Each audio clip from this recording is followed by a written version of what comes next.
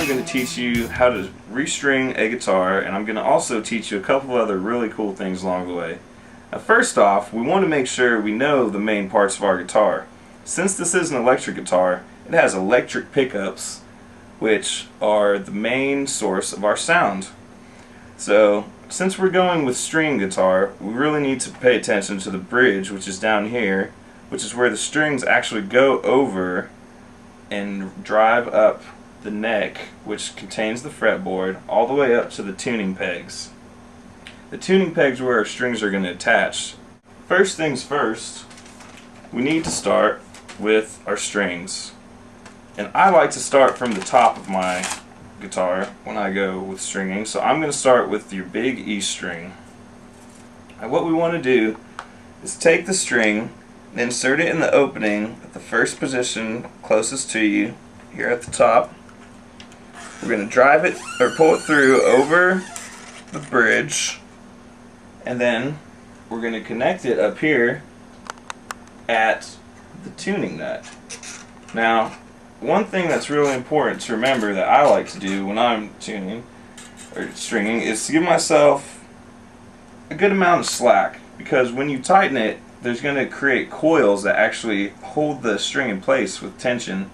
So I'd say maybe a good 3.5 inch slack is usually good. After you have your string set in place and the tuning nut, we want to use our handy little string winder up here, which is going to help us get these wound very quickly. One thing to remember is the top 3 strings that we're going to be stringing, you want to turn the tuning nut away from you, and it's going to be different on the bottom, so try and make sure you remember that. We're just going to twist it real fast, making sure our string stays in a neat, nice coil. Voila! One string on. That was pretty simple, huh? Now, one thing that we really want to do, like after we've gotten the string on, is stretching the string, because when you actually play guitar and the strings haven't been acclimated to the actual guitar yet, there's going to be a tendency for them to go in and out of tune a lot. So you want to be kind of gentle, but just pulling and kind of checking the tension all the way through, and I like to give it a little shake. This way, once they're all on, we'll only have to tune it probably one time. So, one string on, then we're just going to go down. And luckily, our strings give us a hint as to where to go. If you'll see, this one was a 42 gauge, so we know that's our biggest string, and it belongs at the top.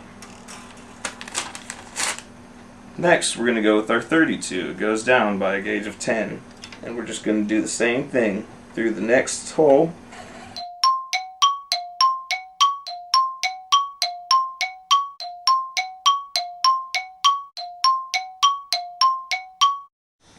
Alright, so now we're going to tune the guitar, and since we want to go for standard tuning, we're going to go A, D, G, B, E.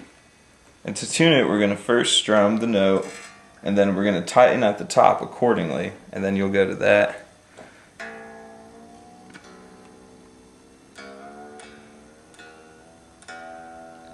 And when it hits the middle, we know we've got an E.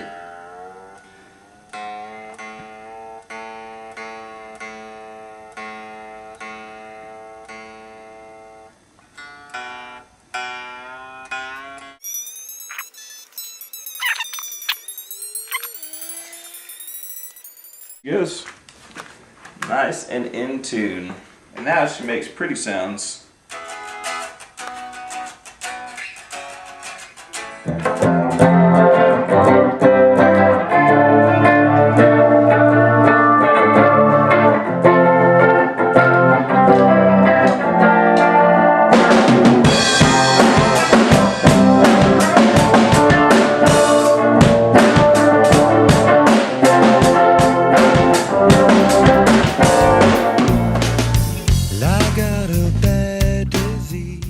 Okay guys, now that we have some of that stuff down, I'd like to tell you about my favorite guitarist, who is featured here in these pictures. His name is John Frusciante, who was born March 5th, 1970, and he's famous for playing in the band the Red Hot Chili Peppers. Prashanti plays with a guitar style ranging anywhere from experimental rock to alternative rock to electronica and psychedelic and even progressive rock. He's most known for utilizing harmony and melodies throughout his chords. And for example, the song that we played for you, Soul to Squeeze, has a kind of unorthodox song structure. The first 8 measures are actually played in A major key, then it moves down 2 whole steps to an F major key, and it stays there for the rest of the song. It's kind of cool and intricate, and it also shows some of the dynamicy he has as a guitarist, as well as his knowledge of utilizing melodies and harmonies throughout his chords. Alright rockers, that was a lot of fun, wasn't it? Now what I would like you to do is go out and find information about your favorite musician, compile a small biography like I have, and who knows, you might go ahead and learn something else while you're at it.